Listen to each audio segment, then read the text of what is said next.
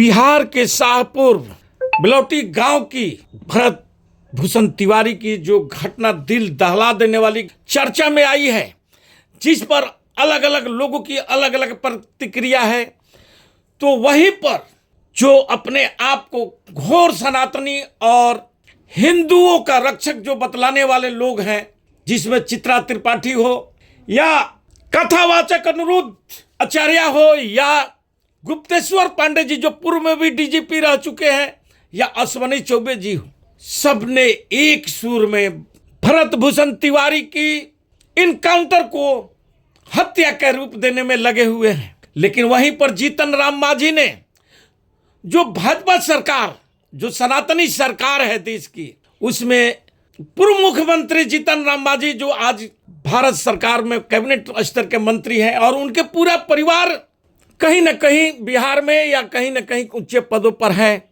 इस पर चित्रा त्रिपाठी ने जो जीतन राम मांझी जो बयान दिए हैं, और उनका बयान यह है जिससे चित्रा त्रिपाठी तिलमिला गई है। जीतन राम मांझी ने अपने एक प्रेस कॉन्फ्रेंस में कहे कि अवैध पिस्टल दिखाकर पुलिस या कहे पूरे सिस्टम को चुनौती दोगे तो सही। अब जब पुलिस ने जवाबी कार्रवाई करते हुए ठोक दिया है तो गलत क्या है। ये ना चल तो करारा जवाब मिलेगा, चाहे कोई भी हो। पुलिस को आंख दिखाएगा तो पुलिस को हमने जो रिवॉल्वर दिया है, हथियार दिया है, वह उन्हें पॉकेट में रखने के लिए नहीं दिया गया है। ये कहते हैं योगी आदित्यनाथ बीस्ट, जो उत्तर प्रदेश सरकार के मुखिया हैं, और उन्होंने कितने अनगिनत लोग इनकाउंटर कराए, यहां तक कि अपनी अभिरक्षा में, पुलिस अभिरक्षा में रहने वाले लोग को भी इनकाउंटर करा दिया गया। लेकिन उस पर इतनी हो हल्ला नहीं मची जितना भरत भूषण तिवारी पर। क्या यदि भरत भूषण तिवारी दूसरे समुदाय से होते तो क्या यह हल्ला मचता? तो आइए हम कुछ बातें चित्रा त्रिपाठी की आपके समक्ष रखना चाहता हूं। जो चित्रा त्रिपाठी ने बातें कही है जीतन राम मांझी पर। जीतन राम मांझी जी, आप हम लोगों के बहुत प्रिय और महादलित समुदाय से आने वाले बड़े नेता हैं। मांझी साहब, आपको किसी के जवान बेटे की हत्या इनकाउंटर पर अपनी पीठ से थपथपा लेने से समय मिल जाए तो अपने ही जाति के लोगों पर भी नजर डाल लें। ये चित्रा त्रिपाठी कर रही है। यही चित्रा त्रिपाठी जो अन्य इनकाउंटरों पर पुलिस और सिस्टम को वाहवाही करते हैं। लेकिन चूंकि ये भरत तिवारी एक ब्राह्मण है और चित्रा त्रिपाठी भी उसी समुदाय से आती है, ये महादलित लोग हैं। बिहार में हर पैमाने पर बहुत पिछड़े और गरीब। चित्रा त्रिपाठी जीतन राम मांझी के समुदाय के बारे में बोल रही है, उनकी जाति के लोगों के बारे में बतला रही है कि मैंने चुनाव के वक्त जब इसके बीच जाकर रिपोर्टिंग की थी तो सोचा जिसने बिहार को अपनी जाति का सीएम दिया उसका ये हाल है, क्यों है। लेकिन चित्रा त्रिपाठी शायद ये भूल गई कि सदियों से आ रहे हैं जो सिस्टम उनका है, मनुवाद का सिस्टम, मनुस्मृति का सिस्टम, उस सिस्टम के जरिए ये समुदाय जकड़ा हुआ है। उनको आज तक नहीं न्याय मिल रहा है।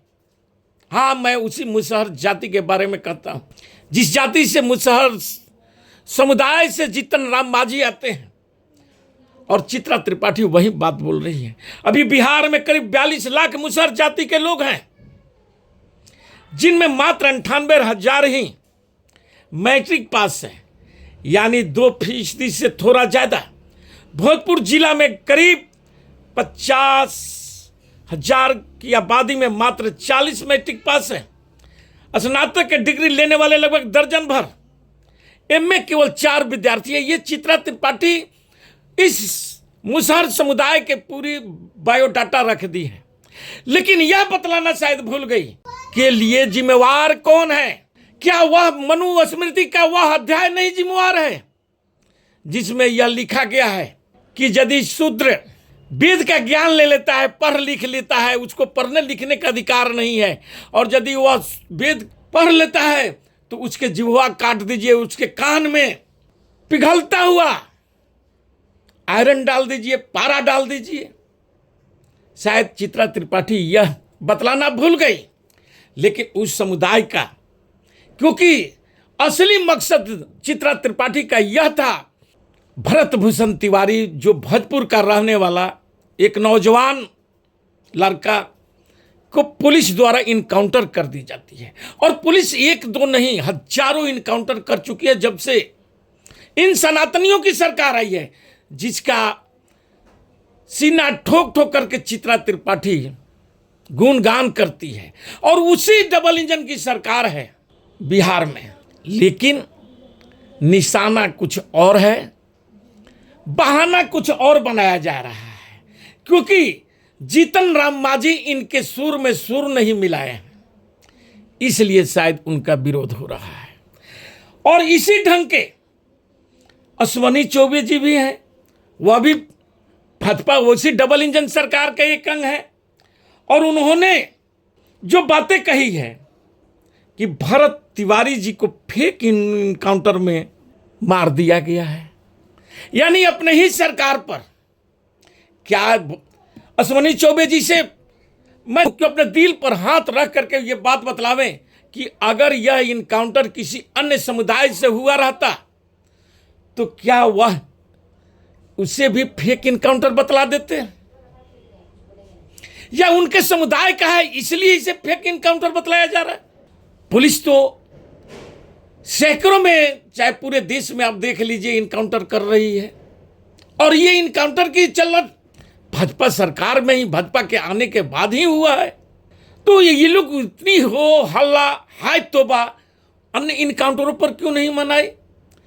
किसी मुसलमानों के इनकाउंटर जब हुआ उस पर तो खूब तालियां बजाई गई और सिस्टम की खूब उनकी शाबाशी दी गई, लेकिन सिर्फ इसलिए कि ये भरत भूषण तिवारी एक ब्राह्मण है, इसलिए इनके लिए हाय तौबा मची हुई है। इस पर गुप्तेश्वर पांडे जी का भी एक बयान आया है कि भरत तिवारी केस पर पूर्व डीजीपी गुप्तेश्वर पांडे का कहना है कि जिसे आप मानसिक विक्षिप्त बता रहे हैं, क्या उसे इसलिए मार दिया गया क्योंकि वह दलित और अति पिछड़ों की आवाज बन रहा था? यानी अब उसे दलित पिछड़ों की आवाज भी बतलाया जा रहा है, कोई भगत सिंह बतला रहा है। लेकिन मेरा कहना है कि आज का जब हमारा देश आजाद हो गया, और आजाद देश में यदि कोई भी व्यक्ति अवैध हथियार लेकर के घूमता है, वह भगत सिंह नहीं कहला सकता है, क्योंकि भगत सिंह हमारे देश पर दूसरे विदेशी आक्रांताओं ने आक्रमण किया था और उसे भगाने के लिए वह पिस्टल या हथियार उठाए थे। लेकिन यदि आज हमारे देश में संविधान लागू है और उस संविधान के चलाने वाले लोग उसी समुदाय से हैं, और वहां पर यदि इनकाउंटर होता है तो इस ढंग की बातें करना शुभनीय नहीं, बल्कि ये आपराधिक बात कहलाएगी। क्योंकि आप ये चाहे चित्रा त्रिपाठी हो, अश्वनी चौबे हो, या गुप्तेश्वर पांडे जी हो, जो कि खुद डीजीपी रह चुके हैं बिहार में, और वह यदि इस ढंग की बातें करते हैं, वह कहीं से भी उचित नहीं प्रतीत होती है। आदिवासी, दलित, पिछड़ा या मुसलमान होता तो भी क्या इसी ढंग की जन सैलाब उमड़ती, या मीडिया से लेकर सोशल मीडिया पर जो हाय तौबा मचाई जा रही है वह किया जाता, या उसे अर्बन नक्सली, आतंकवादी या सिरफिरा कह करके और फाइलें बंद कर दी जाती। आज जांच हो रही है, होनी भी चाहिए, और उन तमाम इनकाउंटर जो देश में हुए हैं, जो ये भाजपा आरएसएस की सरकार आने के बाद, उन तमाम इनकाउंटरों की जांच होनी चाहिए, और जांच कर उनके परिवार वाले को 1 करोड़ रुपया, और उन तमाम पुलिस वाले जो वर्दी वाले गुंडे बनकर के घूम रहे हैं, उन्हें फांसी की सजा होनी चाहिए। यह लोगों की मांग है। क्या इस पर डबल इंजन की सरकार कोई कार्रवाई करेगी, या फिर इससे भी उसी फाइल में बंद कर देगी जिसमें तमाम इनकाउंटर फाइलें बंद हैं, और जांच के नाम पर रिटायर्ड जज को नियुक्त कर दिया जाएगा, और फिर ये मामला टाय टाय फीस हो जाएगी। बात तो बहुत लंबी होती जा रही है, इसलिए फिर मैं अगले कड़ी में इस पर विस्तृत चर्चा करने के लिए जरूर आऊंगा। हमें इजाजत दीजिए, मैं यहीं अपनी वाणी पर विराम देता हूं। जय हिंद, जय भारत।